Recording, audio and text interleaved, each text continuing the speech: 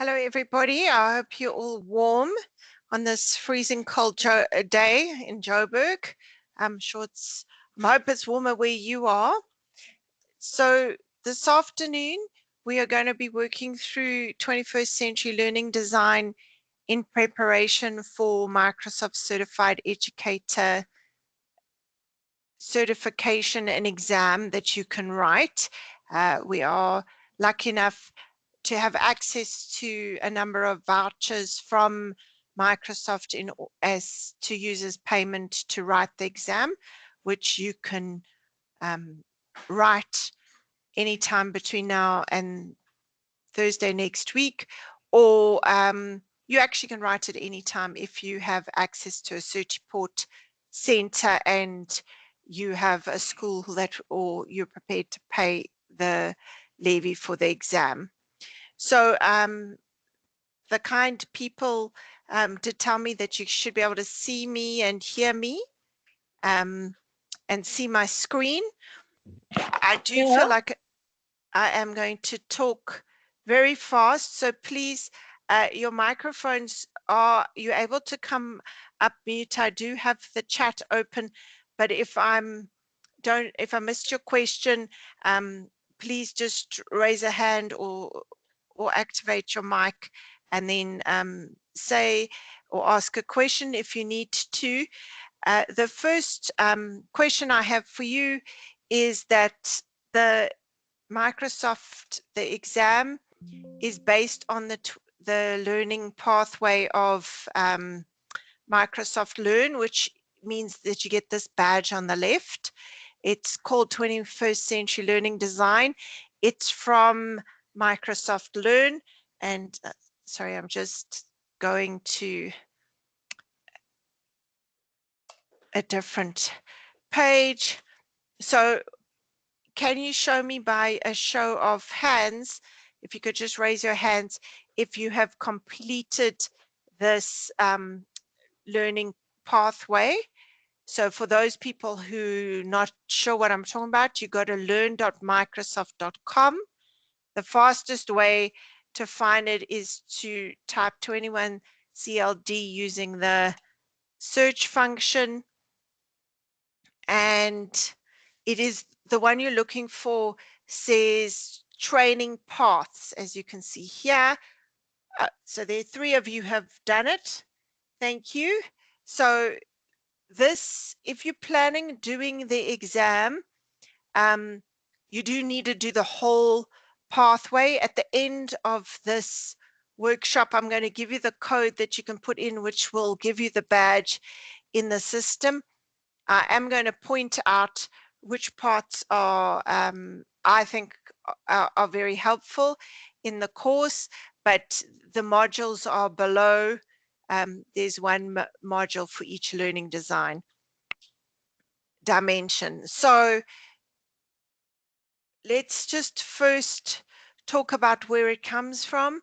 So the learning pathway is based on the framework that Microsoft designed in how we prepare our children for future with the 21st century skills.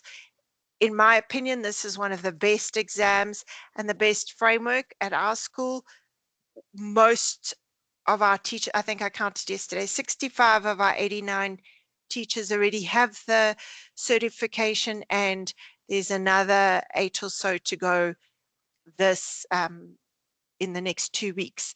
So this definitely, if you're looking to change what you do, to think of a different way of doing something, for me, understanding 21st century learning design framework and Microsoft's framework is really a great way to do it.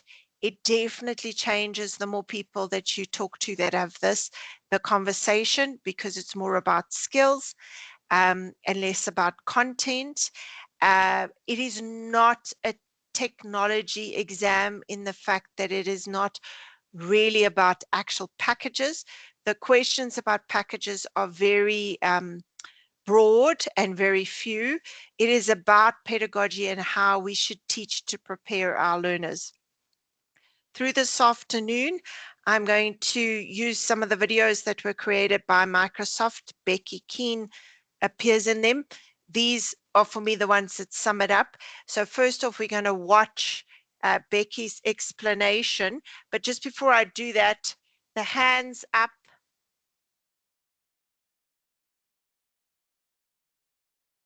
Yes, Roscoe. So I'm only doing MCE, so not for the PowerPoint, Microsoft PowerPoint Office specialist exam.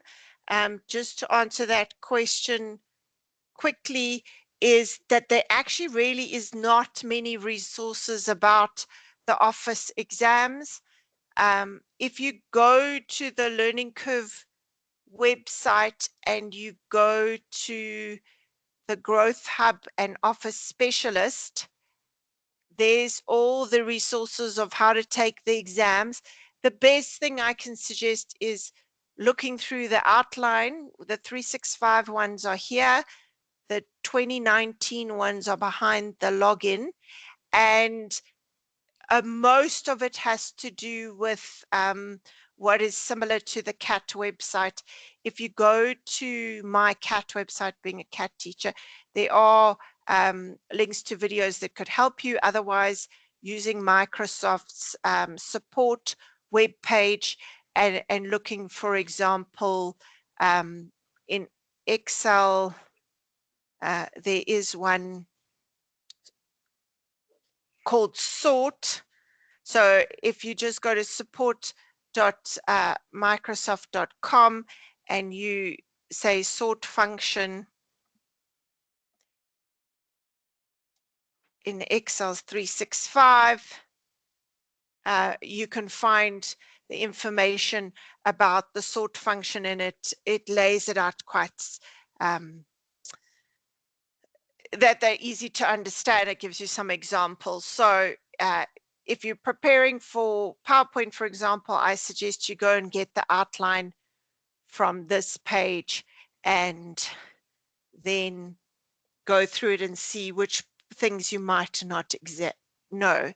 The resources that for Microsoft Certified Educator are on a different page, same website. This, if you go down, this PowerPoint that I do in an hour and a half now, I used to do over 2 or 3 afternoons at school to our teachers. Now last year did 2 afternoons. Now I squash it into an hour and a half. The PDFs, the versions of the PowerPoint that I give and the summaries and that are all on the bottom of this website. The course that we're doing now, I will load the video recordings here, plus Roscoe, the one from, I haven't loaded it, but this is from the beginning of June, the one from how to take an exam, which has the MOS section in it. You can watch the 7th of June or later. I will load last night's one. And if you're doing the MCE exam, I do recommend this gentleman's video. He does give lots of tips in addition to the things that I say. So today's workshop, yes, is all about 21st century learning design. It's about preparing for the Microsoft Certified Educator exam. So I also show you the kind of questions that you get in the exam. So just so we understand the framework, I'm going to show you the video that explains where the framework comes from. As I said, the lady in the video is a primary school teacher from the States. She now does mostly teacher training, and her name's Becky. And since they upgraded, their videos in the course are very nice. So please just let me know if you can't hear the sound. Oh, sorry.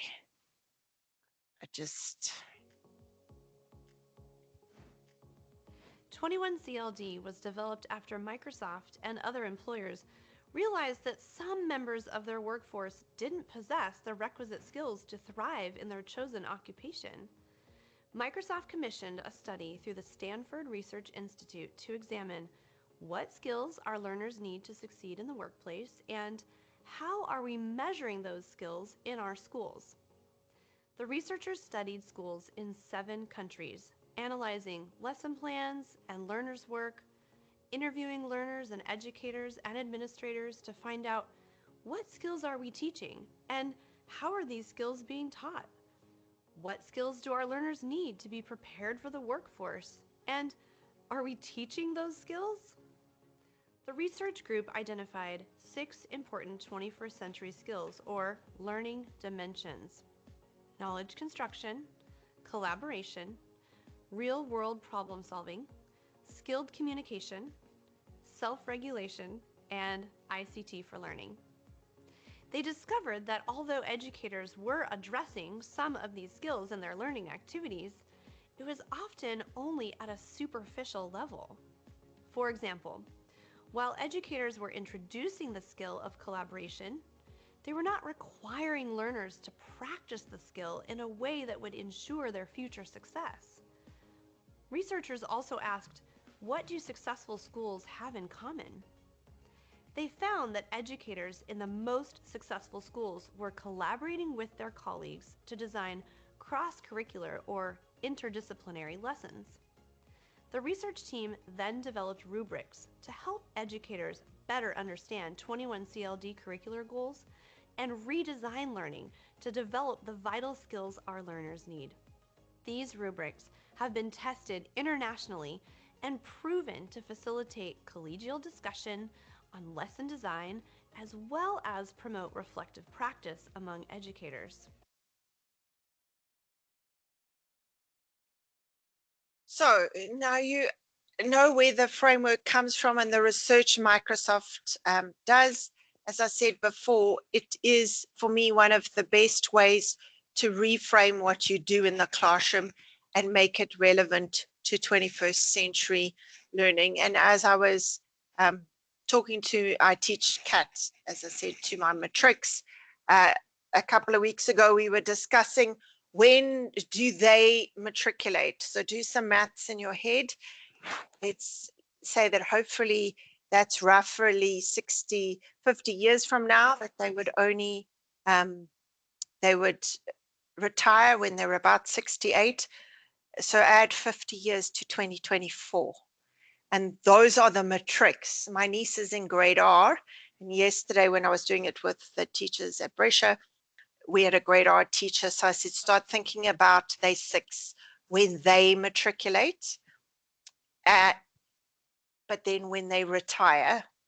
And I have another niece who's 2. So think about in 65, 66 years when she matriculates, when she retires, we're talking close to the turn of the century. So this is based on 6 rubrics. We're going to go through each rubric, each learning dimension. I'm going to say for me what are the big ideas of the learning dimension. We will go through the rubric quickly and look at a couple of questions that appear in the exam. So the first learning dimension, my favorite 3 happen to be the first 3 is knowledge construction, because as with advent of AI, Google's AI, ChatGPT, what we know and knowledge is easy. It's what we do with those knowledge. So it is very important that we learn, that they learn critical thinking skills. And why? Because unfortunately, that's what the classrooms looked like in the 1800s. In the 2000s, they still look, in 2024, some classes still look the same, just in color. So we need to go beyond learning facts and giving it back to the teachers. As for me, the joke is when I went to school, there was a planet that's no longer a planet. And that's only one of the things. Also, we had to remember all the formulas. There was no such thing as a maths formula sheet. Now they give them a maths formula sheet. So really, the money is not in knowledge, it's in what we can do.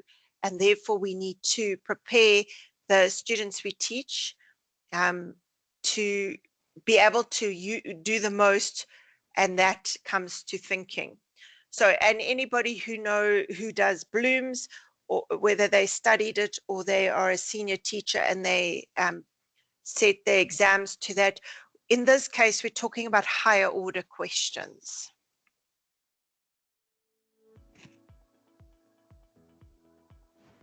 The first dimension we will be exploring together is knowledge construction. When evaluating how I might enhance a learning activity, I like to begin with knowledge construction because it's important to me to look for new ways to deepen my learners' understanding of core curriculum concepts. Sometimes I slip into asking my learners to answer lower level questions like what is, who is, and how much. Typically, these questions have only one right answer, which is easily found with a quick web search. We need to prepare our learners to do more than regurgitate what they've read or heard. Instead, our learners should use information they find to construct their own understandings and engage in purposeful knowledge construction. The knowledge construction dimension strives to engage learners in activities that force them to generate ideas and understandings that are new to them. Learners do this through higher level thinking skills like interpretation, analysis, synthesis, and evaluation. A primary goal of this dimension is for knowledge construction to be the main requirement of the learning activity, meaning it is the part of the learning activity that learners should spend most of their time on, and the part educators focus on when assessing understanding. At a deeper level, learners will apply their knowledge in a new context.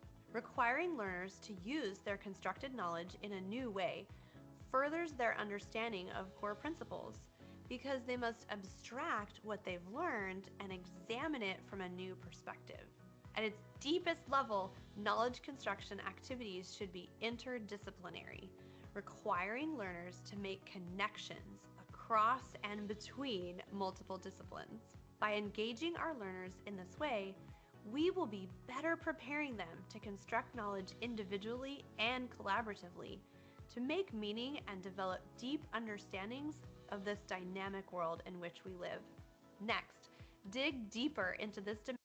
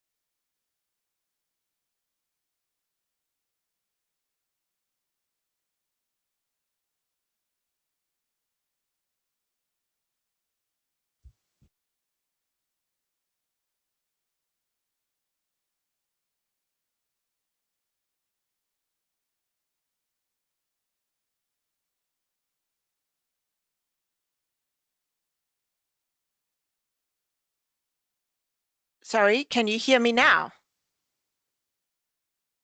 Hello? Oh, okay, sorry. Don't know what happened there. Okay, so let me quickly run through that. Helen, did you have a question or were you trying to attract my attention that I can't? I'm talking to people who can't hear.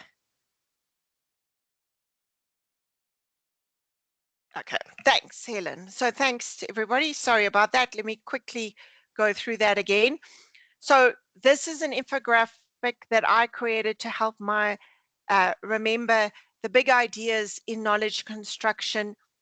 My father was a civil engineer, so when I think of construction, I think of civil engineers. I think of people wearing yellow hard hats and building something.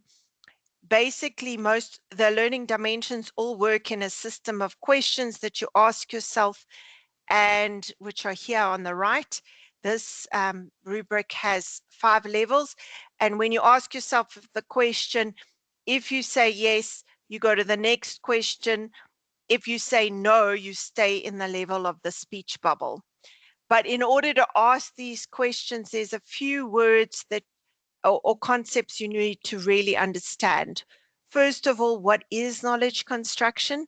It's the high order interpret, analyze, synthesize, or evaluation of ideas.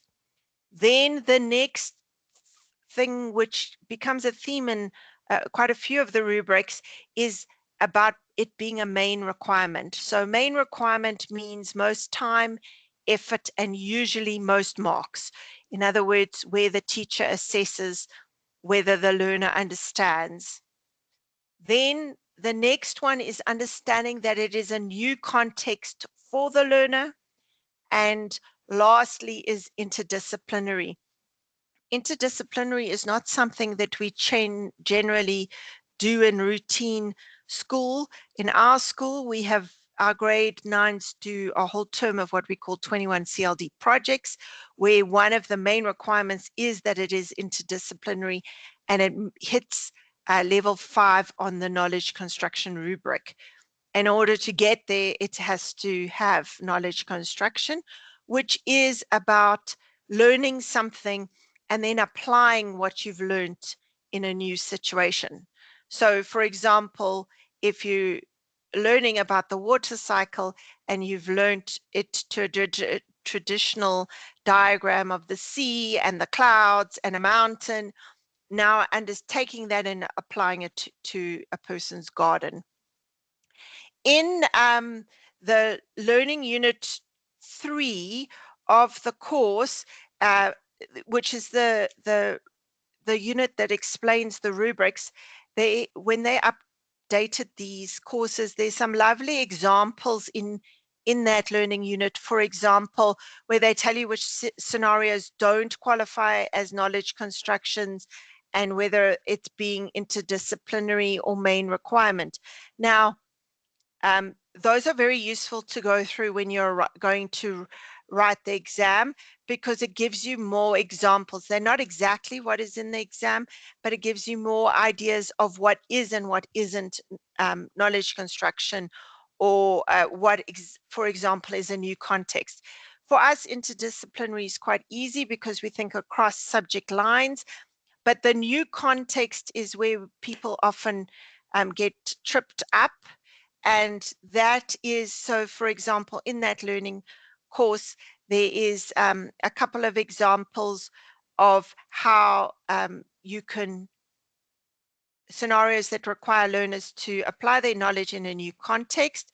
For example, here's one about learners in a theatre class analyze the characters in a play to learn about the character development, but then they use Microsoft Video Editor to create their own one-act play demonstrating character development. So they're taking what they know and then they're turning it into something different.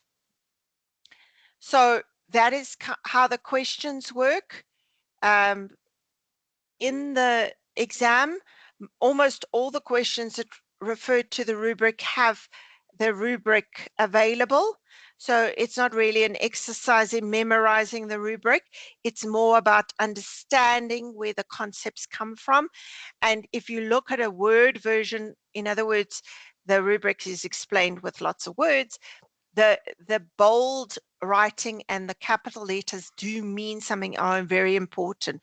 So, and you read it with level 1 is an activity that does not require learners to construct knowledge, but level 2, it does require them to construct knowledge by using high order thinking, but it's not the main requirement. Then level 3 is, it's the main requirement, but it's not in a new context, and so on. And that's how they work. In the exam, the rubrics that they give you are this version, the word version, not the decision trees. So here is an example of a question. Please, there is, this is slightly tweaked and it's more for a discussion rather than the actual question, just so we can get that, to make sure you understand.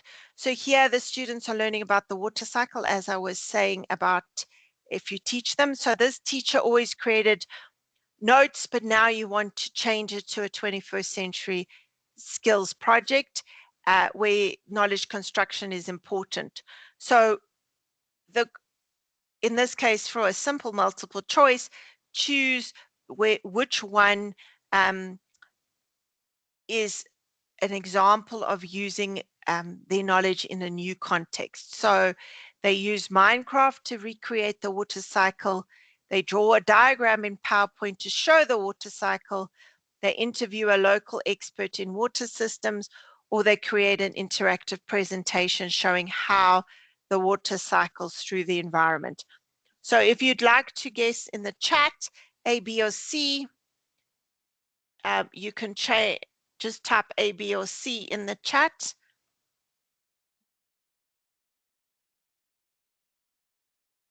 So which one do you think would be not in a new context?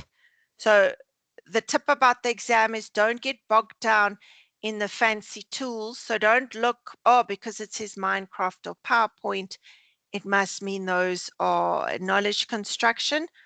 Remember that new context is take what you know and apply it somewhere different or slightly differently. And it does have the caveat that it is for a new place for the students or the girls and boys in your class. C's, D's, a B.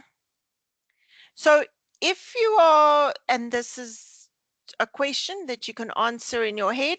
So if you are using Minecraft to recreate the water cycle, or you're drawing a diagram to show the water cycle, or you're drawing it on a piece of paper, or you're making a Photoshop or Paint version, are you just showing something that you already know, or are you using it in a new context? Are you demonstrating that you know what the water cycle is, or are you applying what you know? So the two that are more up for what people have said, which are C and D, if you're creating an interactive presentation, how the water cycles through the environment, for me, is that actually showing what they know?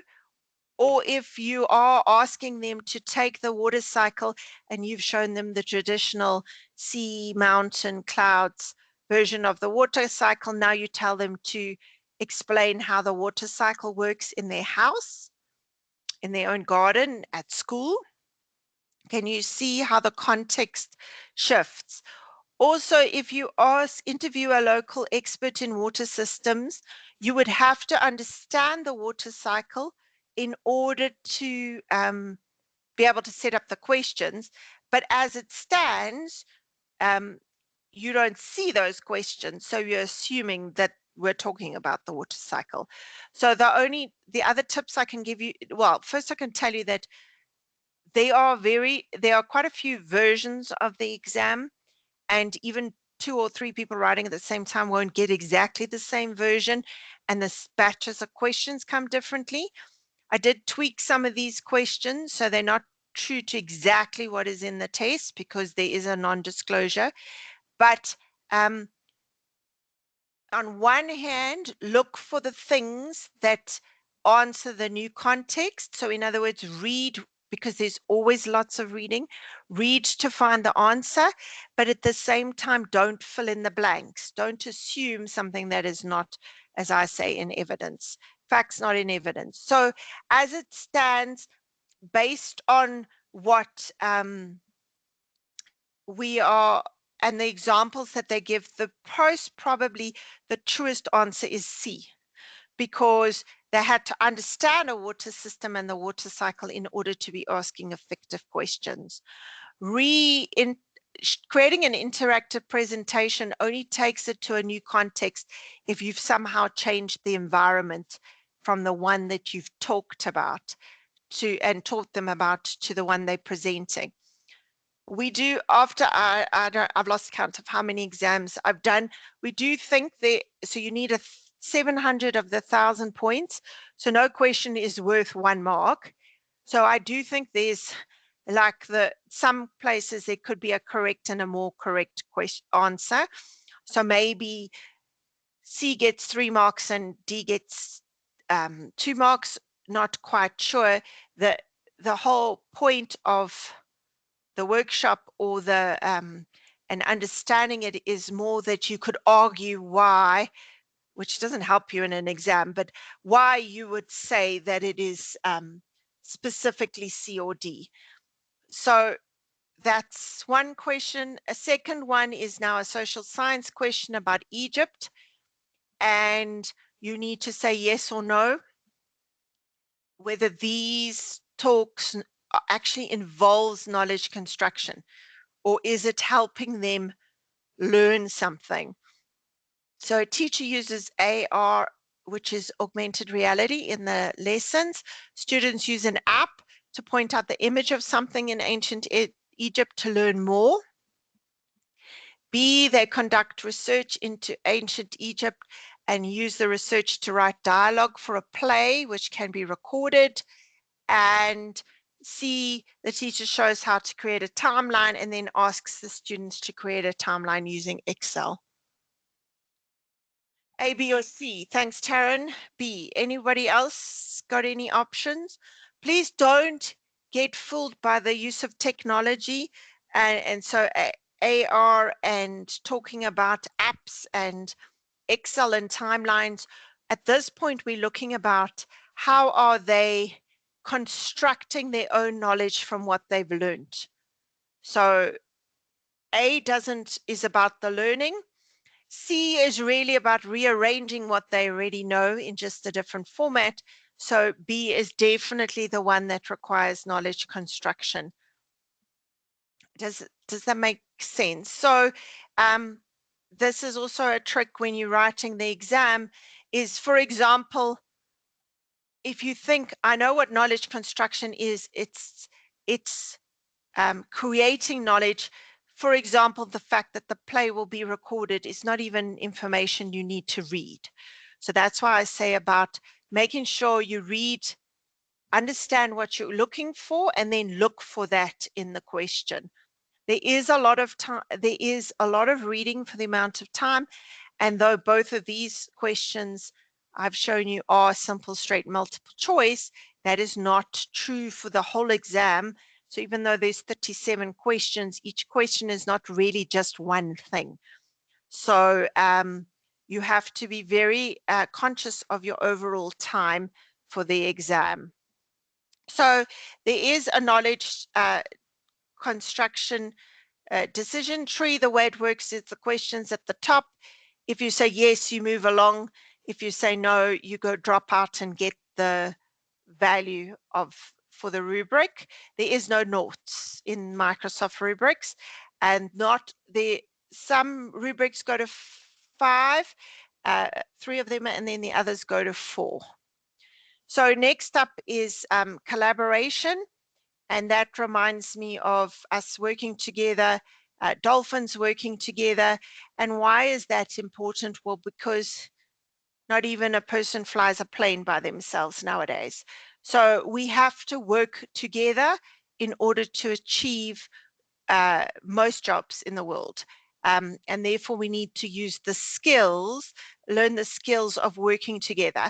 And I'm sure everybody on this call can recall a project where a group project where they did all the work. And this is what's important about the collaboration dimension, is it's not about one person doing the work, but making sure that you rather learn the skills of working together.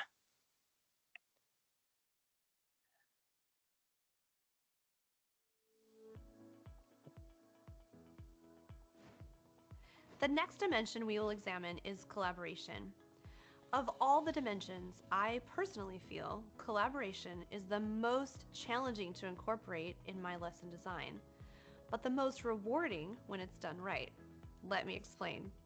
The lowest level of collaboration is the common practice of learners working in pairs or groups. But simply giving learners a task to complete together does not always mean they will truly collaborate. On more than one occasion, I have seen one child complete all the work that was meant for a larger group. For effective collaboration, learners must share responsibility to develop a common product, design, or response. In other words, they must craft something together. However, there might be cases in which one learner dominates the team and dictates what the group will produce. So, it is important to ensure that learners work together to make substantive decisions that shape the content, process, or product they will submit. Then learners develop the skills to work respectfully and make compromises in the interest of a common goal. At its deepest level, collaboration requires learners to work interdependently. In other words, we must design the learning activity in such a way that each learner's contribution is easily distinguished from the others. At the end of a project, my learners should be able to say, if I hadn't contributed this part, our team would not have achieved its goal. The outcome of a collaborative learning activity is always richer when it's designed to incorporate interdependence, and our learners gain valuable skills in the process. Few jobs today are done in isolation, and if we want our learners to be prepared for the workforce, we need to teach them the indispensable skill of working well with others. The 21 CLD Collaboration Dimension is a wonderful guide to help us teach these skills. So the big ideas in collaboration is about working together. So obviously, if there's no pair or group work, it is a level 1. It is about shared responsibility. So they work together to and are mutually responsible for an outcome, which generally means there's one product or one thing that they have to produce, an argument or a product or some digital artifact. They have to make decisions that shape the content process or the product. And last, which is substantive decisions. And lastly, is it interdependent? Now, for me, that's the most tricky part, in that it's easy to see whether they've made decisions to achieve the result, but is there individual accountability plus the group? And if you look in I think, sorry, let me just look. It's learning unit 3 again of the part where it tells you about collaborative and the rubric. There are 3 scenarios that are given that meet the requirements of interdependent work, where, for example, they each research a different internal system of frogs. Then they work together to dissect a frog, write a lab report about dissection, identify the parts of the frog and the systems to which they belong. And then the learners rely on each other's works to successfully identify and see what they see during dissection. So there's no specific thing that you say person X did to achieve it, but overall, if they hadn't have worked together, they wouldn't have achieved the outcome. But at the end of the day, you can hold each person accountable. And the big difference is, here's an example of one that is not interdependent, where one learner uses a device to plot coordinates and create a star shape with input from other group members. So, because there's only one person who's making it, and they probably could guess, or if the person didn't give the right coordinates, they could work it out. So once again, there's quite a few examples of what is and what isn't. Obviously, certain tools like Teams, OneNote, all promote collaboration, the ability, whiteboard, immersive reader, that help learners work together. Those sorts of things are in Unit 4, but mostly in the exam, the questions about technology tools are really like Teams would help with collaboration. There is no details into channels or how to create or what section you have to do to which button or which feature you specifically have to use. So that's what the rubric looks like. Here is an example question. You've created a learning activity for your students. Which part of this activity. So A, B, C, D are all parts of the same activity. In other words, they're instructions. So which part puts it at level 5? So if you look at level 5, it would be shared responsibility, substantive decisions, and their work is interdependent. So really we're looking for which sentence indicates that their work is interdependent. So A, B, C, or D, which, if you'd like to put it in the chat while I read it out. Sorry, I did forget to mention that if you can't quite see, I do read it, but you can also change the view to focus on content from your end. It might be you might find it easier, or if you've got a touch device of some kind, you can zoom into the screen. So students teams assign roles to team members based on the list of roles given by the teacher. Students on each team work together to come up with one logo for their products, and students work interdependently on the logo, slogan, and advertisement, but they discuss their progress as a group. They must meet deadlines from 6s and 7s. So I'm sure you can all agree that D has nothing to do with it because it's about deadlines. Deadlines is in self-regulation rubric.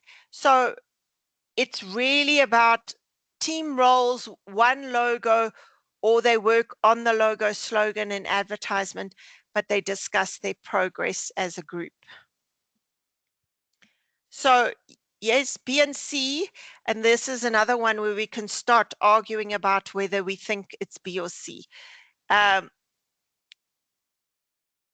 One logo the one person could go off and do, and how do you know exactly who did it?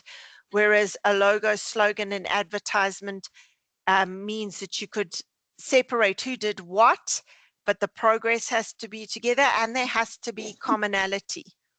So I also with you and the fact that I probably would go with C, but there could be an argument for B being one logo.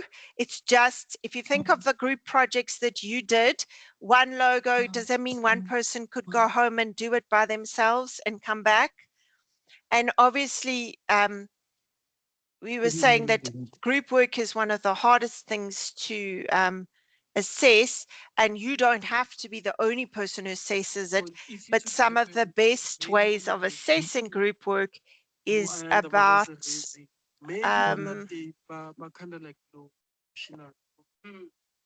some point things over like low. Some of the best ways to assess it is to ask questions and get the group to almost have a meeting with you and ask why they put the color orange or something into the logo, so that you can see who had the input in each step of the way. It doesn't make marking fast. So question 2 is, you have to identify the level of each of these activities. In the exam, sometimes this is a drag and drop and they've got 5 levels and 4 questions. It doesn't necessarily mean they've got one of each. Sometimes the same level could come up twice. So here, if you think that number 1 is got more, is got collaboration more than a level 1. So it says engage in a whole class discussion. So remembering that, I'm going to go to the decision tree. Level 1 is work in groups and pairs, and level 2 is shared responsibility. So if we look at that one, could we answer a heart yes if they work in a group or in pairs? And if you look at the emojis, there's the react where it's like a wow, surprised face. If you think it just stays on level 1, put a wow, surprised face. And if you think it goes to level 2, you can put a heart. If you think it's anything more than that, please shout. Maybe clap your hands if there's emoji that you think it's more than level 1 or 2. Anybody out there? Sorry, if I'm looking at the camera, I'm looking at the pages of people. No emojis. So can you see if I go to the next, to the decision tree, it requires you to work in a group or pair. Is a class discussion working in a group? Yeah, it's a prize. No. So for me, this makes this a level 1. Okay, then the second one, same thing. Wow, no, if you think, so heart, if you think it goes up the past level 1 or level 2, they the students team decides to use Office 365 to share files for a research project on environmental issue. Students make assignments to collect, graph the data, then they incorporate the data in a written report. Finally, students work as a team to create a sway to summarize results. If you think that is a level 4, so remember level 4 is work together, shared responsibility, make some decisions, but it's interdependent. If you think that is a level 4, put a or lower, in other words, a wow, and a heart if you think it's a 5.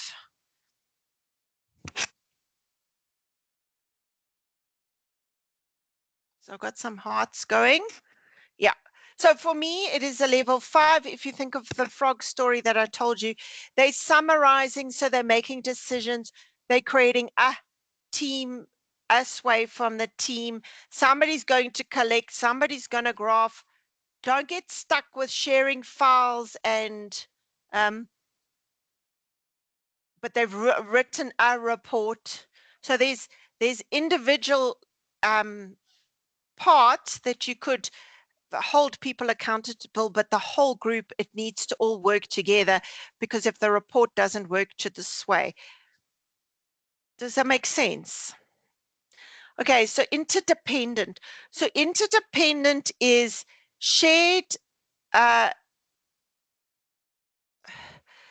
they all participate in time in order for the team to succeed, but there must be individual and group accountability. So if you think of the good old-fashioned newsletter that we used to make, children make, and then you would say, okay, you do 3 articles and an advert, you do 3 articles and an advert, and everybody gets a mark for 2 articles or 3 articles and an advert, but the group mark comes from the title, the headline, everything fitting together, the layout of the columns. So if the newsletter only had 20 10 articles versus 20 articles, the only child that's going to be penalized is the child who didn't submit articles, not the whole group, if that makes sense. So in order for everybody to succeed, for the group to be successful, there's still an individual accountability. And often for me, that results in that there's not one group mark. The group mark forms part of the individual's mark. And there's quite a few ways of, do you need to know the rubric off by heart? So when I show you the questions, in 98% of the questions where they refer to the rubric, they give you the rubric, this Word version that's on the screen. And I'll show you, there's a couple of ways that they give it to you. And there's only 1 or 2 places where the next question's about the same rubric, and you technically could just go back. In certain sections, you can't change when you're answering the question. So it is not an exercise of saying, is shared responsibility level 3 or level 4? Yes, the story will tell you, and you've got to look for shared responsibility, and then it'll say look for level 3 or look for level 4. So it's more about understanding these bold words and what the capital letters do and don't mean. Does that make sense? So moving on to real world problem solving, and we all love real world, and yes, students learn better when we talk about things that actually have impact to them or that they can understand instead of just theoretical information from textbooks. However, actually this rubric is more about problem solving, because that is the crux of the rubric, which is the most important thing we need the students of today. Is we're going to need them to solve problems like climate change, renewable energy, water, food, those kind of things. So we need to be able to make them solve problems and give them the skills of breaking problems into pieces and solving them, making them creative and innovative thinkers.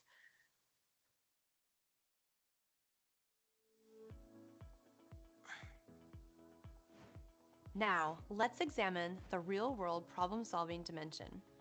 This dimension is extremely popular with learners because it gives purpose to their learning and they experience the relevance of the curriculum they are learning. Authenticity is one of my favorite educational strategies. The first component of the dimension examines whether learners' work involves problem solving.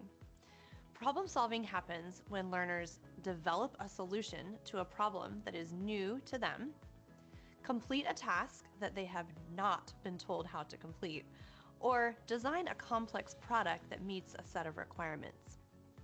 To qualify as problem solving, it must be the main component of the learning activity.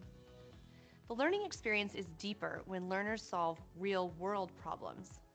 Real-world problems are authentic situations and needs that exist outside of an academic context. Real-world problems have the following characteristics. They are experienced by real people. They have solutions for a specific plausible audience other than the educator as a grader. They have specific explicit contexts, and they use actual data if data is needed to solve the problem. At its deepest level, the learning activity involves innovation. Innovation requires putting learners' ideas or solutions into practice in the real world. Innovation also benefits people other than the learner. In other words, the product we task learners to create must have value beyond meeting the requirements of an assignment. Solutions to the most pressing problems in our society will not be found in textbooks. Instead, society needs problem solvers who can confront hard problems in creative and innovative ways and do so as part of a multidisciplinary team.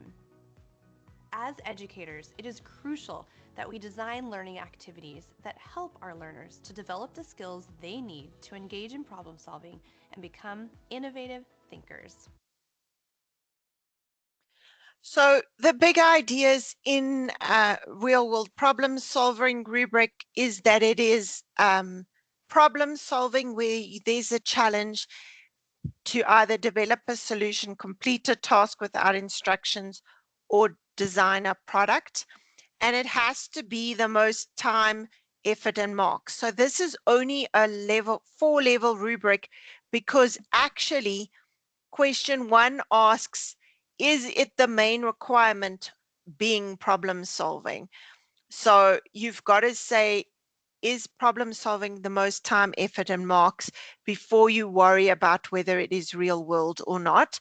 And lastly, it is requires innovation, which means they are putting into practice what their solutions in a real world, which goes back to, we're talking about real world audiences, the people that they're presenting to being more than the teacher.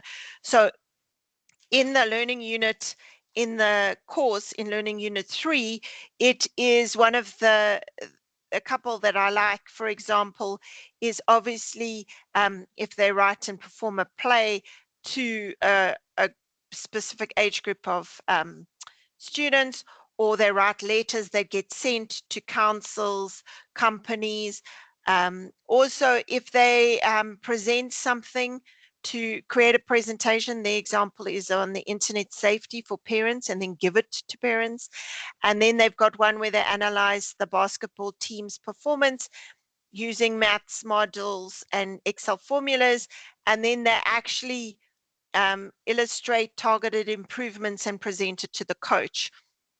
So for example, we, our grade 7s a couple of years ago did books using Book Creator, and yes, as in they had to encourage the foundation phase to read, so they had to write stories about and illustrate them to what a certain level of grade 2s, for example, I think it was who they read it to. But the part that was important was they had to know the Dulce words and the correct words for the level. And by just simply adding that, those words and making the story be relevant to the grade that they were going to read the books with, made it be more authentic with the audience and require innovation to use the right words in stories that were more applicable. And then the books, they actually spent the morning reading stories to the grade 2s. So just remember that not every project has to tackle every rubric, and not every rubric has to hit level 4 or 5, the top. It's about taking projects that you do, thinking about them, and trying to move them up one level each time you do it. And over the course of a year, trying to hone in on the different skills. So give them a chance to collaborate and concentrate on getting those skills. So this is what the innovation rubric looks like. The questions, so for example, this is just a story and you have to choose A, B, C, or D, which is level 1, 2, 3, 4. So, and if we go back, level 4 being that it's problem solving, real world, and innovation. So they implement their ideas in the real world and communicate the ideas to someone outside the academic context. So if you are, it says city officials in your community recently announced the local recycling program is being overhauled because of the cost of improper waste disposal has been rising each year. There's a lot of confusion in the community about recycling correctly. So if I stopped reading there, and I said simply solve the problem as a teacher, I just want you to pause and think about that. As what level would that be? Does it have problem solving, real world? And if the answer was make the presentation to the city council of your solution to clear up the confusion of the community about recycling, what level would you get? Then it carries on. You assign your geography class, the task of developing a marketing strategy that promotes the new program. Students must create advertising materials that the city can use to educate citizens on how to recycle. The teacher will mark the advertising materials. Bing, bing. And then what level? So because there is the teacher is marking the materials, number one, that immediately takes it away from level 4 because it's got to go beyond the teacher. But is it problem solving and is it real world? Well, sorry, wrong way. This for me is the question, because for me, the teacher told them they have to produce a marketing strategy and they have to produce advertising materials. So for me, I'm not convinced that that is problem solving at all. But you could argue that the actual, whatever they do in the advertising material, there is an element of problem solving on how best to explain it to the community. If you want to fight me on it, please just shout and say you don't agree with me. If you agree with me, heart, and if you say, wow, no, you don't agree with me, please, I don't mind. It's one of these gray questions, and if you didn't read some of it, you get one level. I can't tell you what the actual answer is. I can only tell you what I think is it. So, and that's why I go back to, I think that there's more than one right answer. Well, there's some answers that are more right than others. Okay, then question 2 is you basically have to decide if there's a level 4. Otherwise, no. So it doesn't necessarily mean that they're both yes or there's one yes and one no. I could have even taken some of the options out. But if you remember that level 4, what we're doing is requires innovation, which is, you see why the word one is far more detailed. It's the part that we have to required to implement their ideas in the real world or communicate their ideas outside the academic context. So students learn about user experience and modify the user interface of their app. Level 4, heart, wow, surprise, no.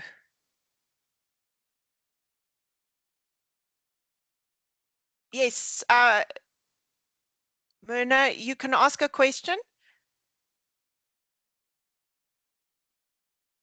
The person with their hand up, if you want to unmute your mic, you can ask a question.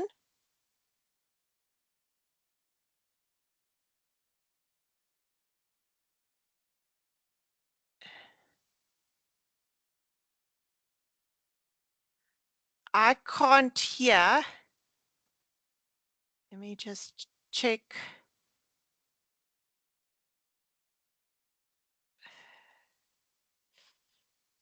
I don't know. I can't hear when you put your microphone. I know you enabled it, but I can't hear you. If there's somebody brave enough to say hello, just check that I can actually hear. I'd hate the person to be talking. It did happen to me before, and I can't hear them.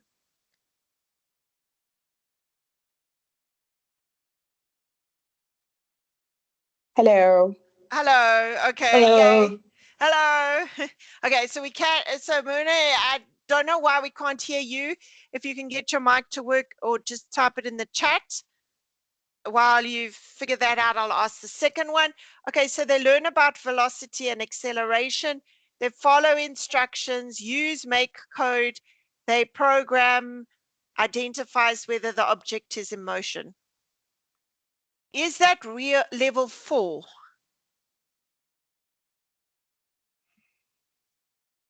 Taryn, no. So remember that there's still Tasha, no. So the first question still applies, which is it problem solving? Well, yes, they are writing a program to figure out whether the object is in motion, but that's not real world. There's no audience definitely involved. Yes, and once again, I question actual problem solving. So are we getting an idea and a feel for how the questions that I've asked? So skilled communication is next up, and I always think of the news, and anybody who watches Formula One might know that Sky News always pushed the hourglass icon to Sky Red customers. A children's version where it's got certain of the races, they have a whole commentation crew about with the children that present. All the graphics and everything are related. This is what schools communication is about. It's about knowing how to get your pointer across based on the audience that you're talking to.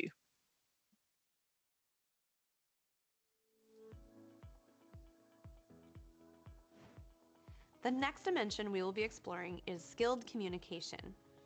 Communication is the core of human interaction. We are constantly communicating, and we rely on communication to share our thoughts, feelings, and beliefs. Communication also deepens learning. Albert Einstein once said that only when we understand something deeply are we able to explain it simply. The skilled communication dimension focuses on the types of communication needed to further this level of understanding. To code as skilled communication, the communication activity must be extended or multimodal. Extended communication is when learners communicate a set of connected ideas rather than just a single thought. Multimodal communication includes more than one type of communication mode or tool. The different elements must work together to produce a stronger message than any one element alone. At a deeper level, learners' communication must state a claim, hypothesis, or conclusion, and then support that thesis with facts or examples. At its deepest level, learners must design their communication for a particular audience. When communicating to a specific audience, learners must select the tools, content, or style with that audience in mind. It is important for learners to be able to communicate clearly and persuasively on a variety of subjects and to different types of audiences.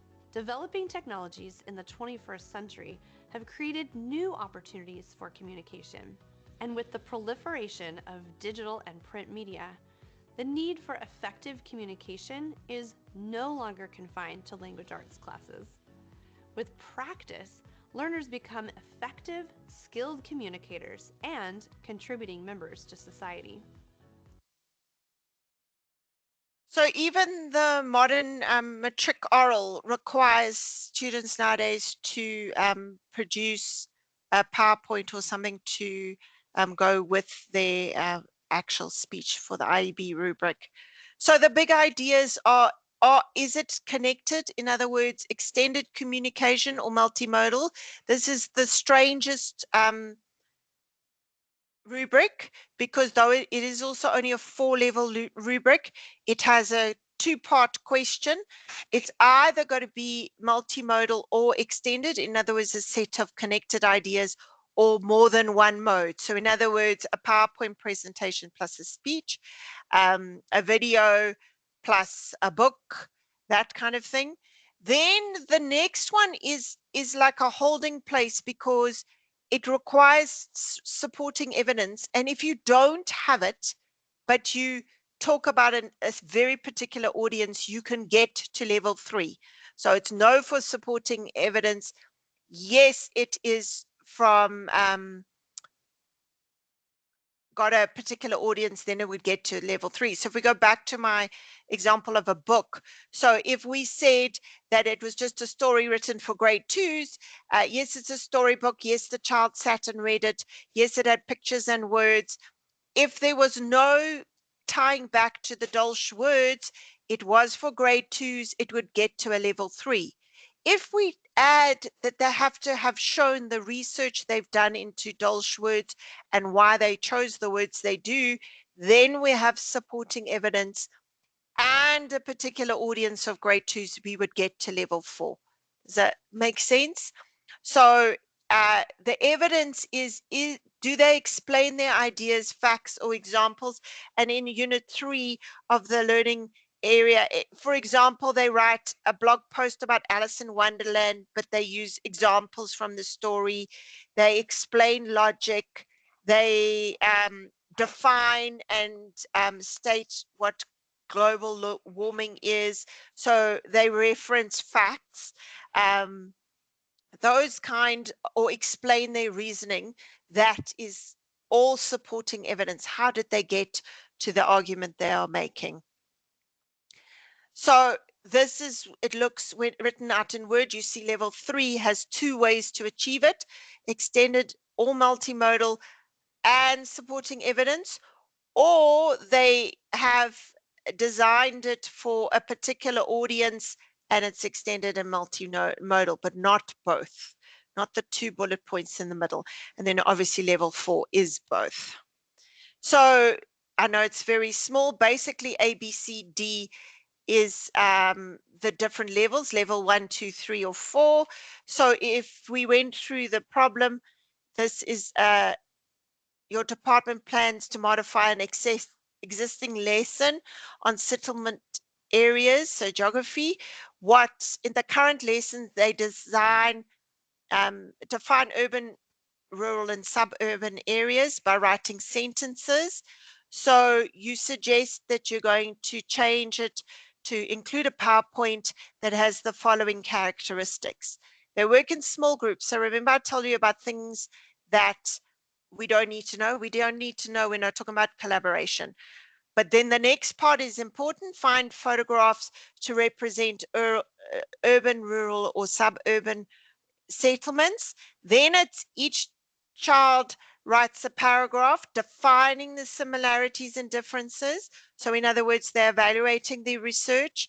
Then they work in pairs, also not part of the part we're interested in, to explain how the photographs and paragraphs support the definitions.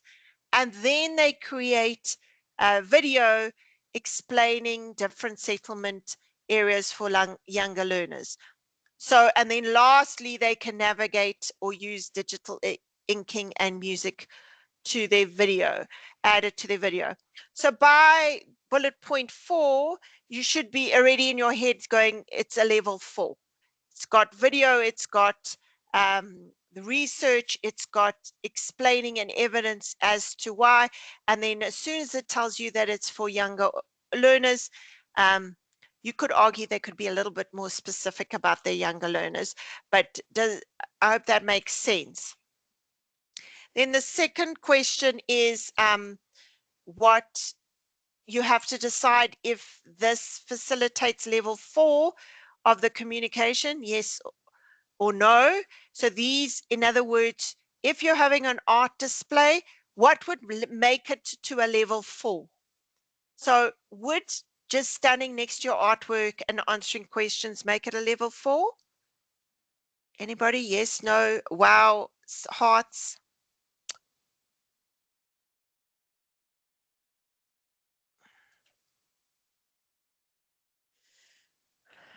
So if they stand next to their artwork and they answer questions, besides the fact that attendees are not specific, is there supporting evidence is the key. So if you look at the second one also, they photograph the painting and publish it on the website. They sell it and donate the proceeds to local charity. They have an auction. It is still evidence to why they did what they did. So for me, if there was a piece of paper or the person next to them answered questions about this was their art based on the research of a specific artist, and they had to answer questions from gallery owners or potential buyers or parents, remember, specific. Is there a specific? So yeah, so Helen, remember I say, so we do a lot of adding into these. As it stands, I would have said they were both no, because if you're an art teacher in South Africa, you would say they don't do artwork without researching. But so it could be, Tasha, the way that I've tweaked the questions, non-disclosure and all. But they are, both of those you are looking for to be a level 4, and I'll do it from this one, you're looking for a very particular audience, okay, and evidence of like research, and neither of those sentences talk about research or a particular audience. The audiences are vague. So yeah, so I would also say, since it's vague, I would have said no. So self-regulation, this is the domain of all the foundation phase teachers, where they have to teach them self-regulation. I think of the robot, the stop, the green main go, and obviously the yellow caution. And why is it important? Well, if we're going to work together, we have to learn to work together nicely. And if you think about it, and in this rubric, it's also about meeting deadlines and planning.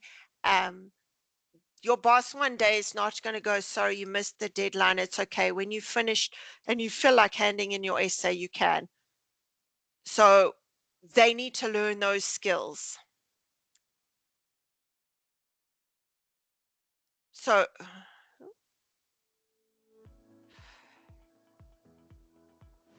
The next dimension we will be exploring is self-regulation. At the deepest levels of the dimensions we have studied so far, learners are required to create products or presentations that take time to develop. The self-regulation dimension helps learners by developing the skills necessary to plan their work, design products and solutions, accept feedback, and engage in a process of improvement both individually and as part of a group. Self-regulation is part of executive function, which Harvard University defines as a set of skills critical to the success of every learner. For a learning activity to meet self-regulation requirements, learners must spend a substantive amount of time on the activity and receive clear learning goals and grading criteria. At a deeper level, learners need to plan their work over time while considering the learning criteria. Planning their own work may involve deciding how they will complete the tasks, when they will complete each step, who will complete each part of the work, and where it will be done, such as home or school. At the deepest level of this dimension, learners must receive effective feedback that tells them precisely what they are doing well and offers specific guidance directly connected to the learning goals and success criteria. Learners must also revise their work based on that feedback to improve it before it is finalized. This revision process helps the learning process by promoting reflection with the receipt of feedback and planning via specific guidance on next steps. Today's workforce requires self-regulated thinkers with high levels of executive function. Employees who can take responsibility for their lives, work, and learning will be more marketable and able to thrive in a competitive job economy. These skills do not always come naturally, and it is therefore our job as educators to prepare our learners with a variety of activities to develop this all-important skill. So the most important ideas in self-regulation is that it got to last longer than a lesson, long term, and you've got to define learning goals, and it's also a 4-level rubric because those two things are in the first question and they both have to be correct. I am a teacher who's old enough to remember when OBE education came out and everybody was very worried that if you gave the rubric, every child would get 100%. You will all know that that is not true, but that is what they refer to as learning goals. In other words, can the student know how to succeed and what is going to be assessed?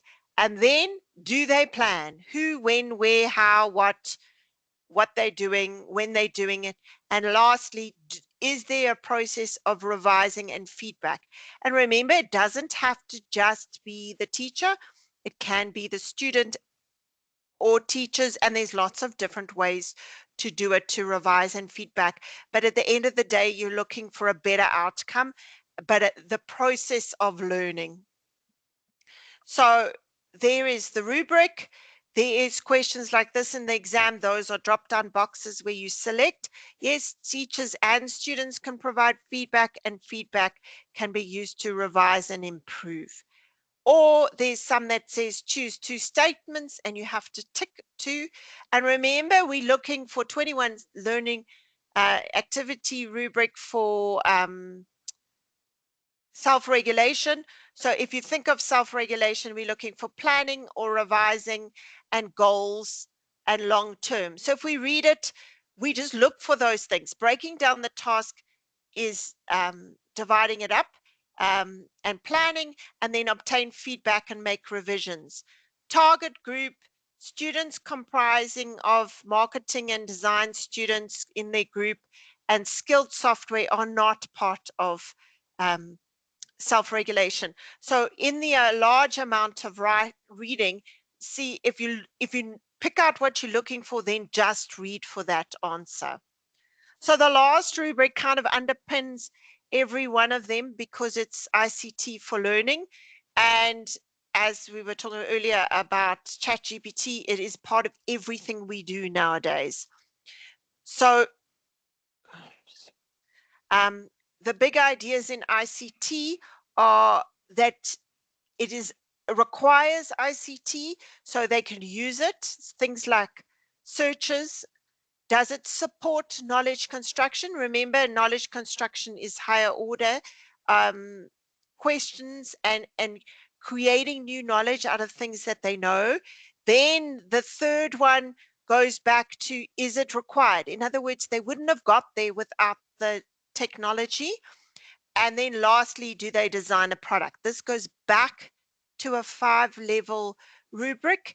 And obviously the top is actually a product, but yes, there's ICT, but yes, it's about knowledge construction. So for example, here's another way of asking it. You have to match the levels. There are 5, but that doesn't mean that they are necessarily 5. So remember things like where you just call it rinse and repeat, where you just keep doing the same thing, is not knowledge construction. Also, we're looking for the ICT means that they wouldn't have got there without ICT. So if they design and write a program using make block code for primary school maths, yes, they couldn't have done it without the ICT. When they make notes in OneNote, they could have made notes on a piece of paper. So yes, it's required, but that making notes doesn't construct knowledge. Practicing loops doesn't construct knowledge. It's the rinse and repeat. Watching a video does not construct knowledge, even though it includes ICT, but investigating loops by debugging code, definitely you wouldn't have got there if you hadn't got.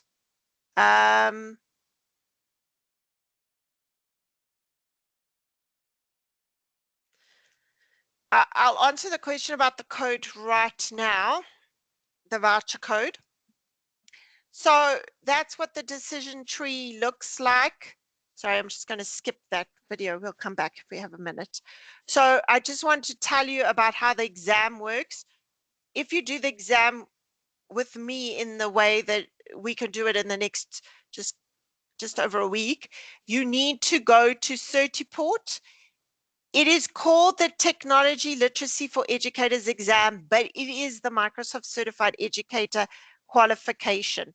So you get the badge that you can see on the screen. If you go to the web page that I was showing you earlier, this one, let me just pop it on the screen. All the resources are here. This is the data sheet that I'm showing you in the PDF. This is the link to the Certiport. You have to create a username and password on the Certiport website. It is a username and password. You have to remember it for the day when you write exam, because the way the system works, it locks your computer. So you need it written down on a piece of paper that day. These are the kind of rubrics, these are the rubrics that they use, these word ones. So I suggest you print them out and you look at them and you know how they work and how to read them.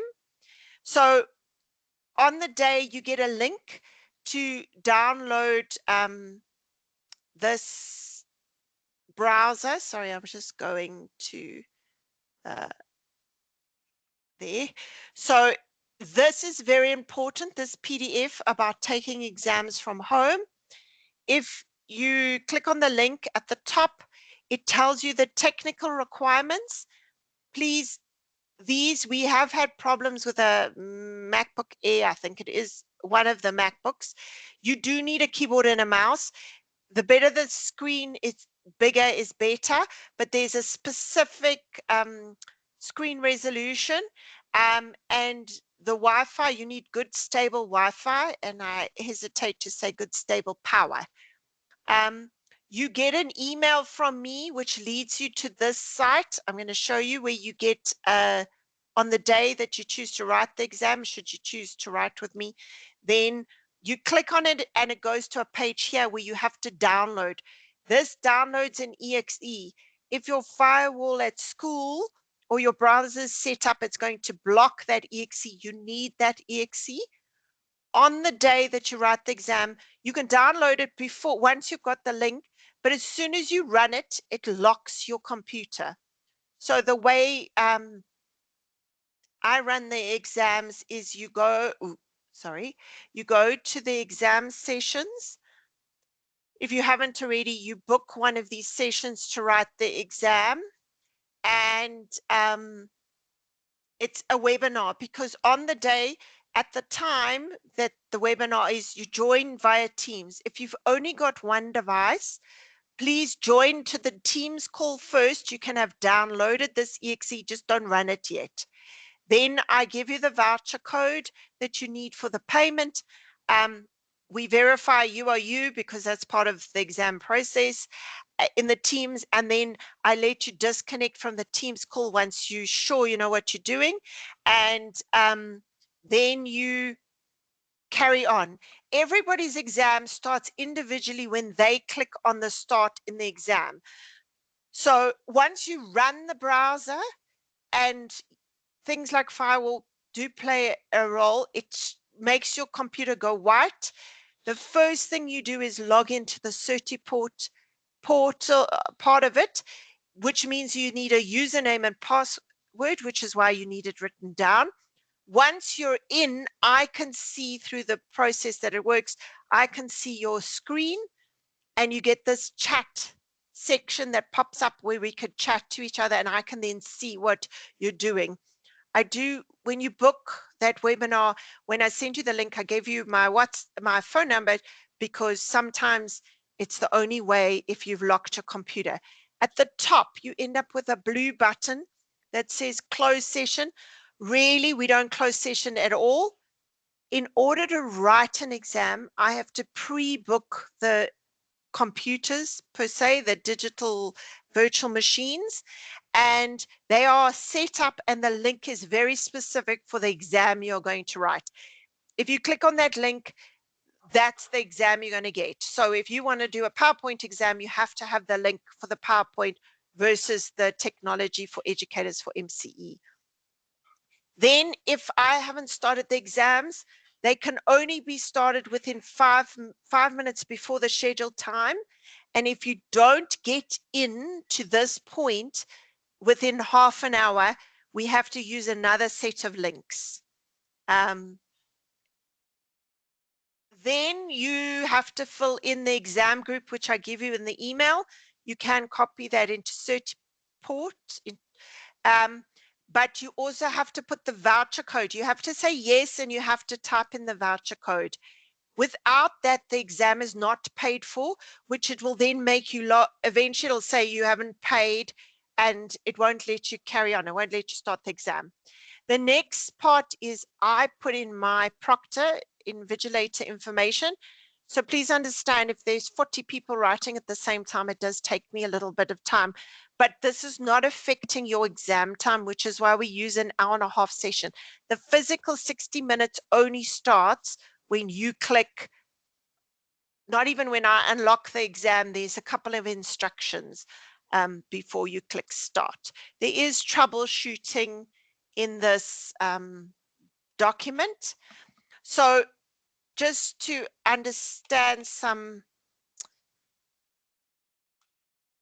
favorite questions, is that this is the website that you go to, you log in and register. At the end of the exam, this is where you, after you've seen your results on the screen, this is where you come back to get your certificate and your results for a version that you can download and look at.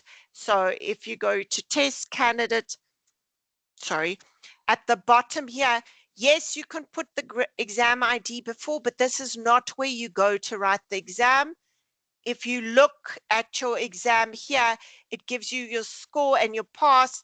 But if you go to transcript, there are all the certificates in PDF and the score report. So if we're talking about this exam now, it's at the bottom.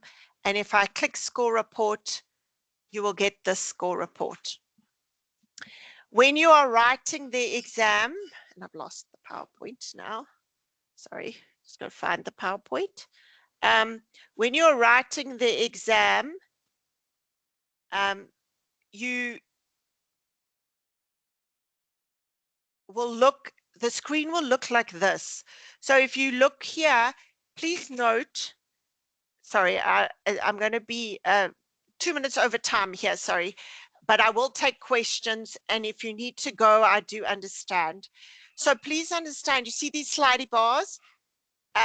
Don't miss them, because this isn't just one question. There are actually 3. Because if you miss them, you're getting it wrong. It's very important to watch the time, because there's a total of 37 questions. They were in 3 banks, depending on which version. Sometimes you get case studies first, which is like the bottom left. If you look, there's rubrics, but it's important to read the question and then go, this is about collaboration. So go look in the description of students, because it's probably going to tell you about group work, or teaching and learning environment is going to tell you about group work. The learning activities, don't sit and read all this information and then worry about the 3 questions. Rather read the 3 questions first. In a section, you can go backwards and forwards, but once you go out of there's usually 2 case studies. Once you go out of them, you can't go back. Now I'm scrolling. At the top, you can see the one way that the rubric is, where it's got the levels, and that's ABC, but you have to tick 2.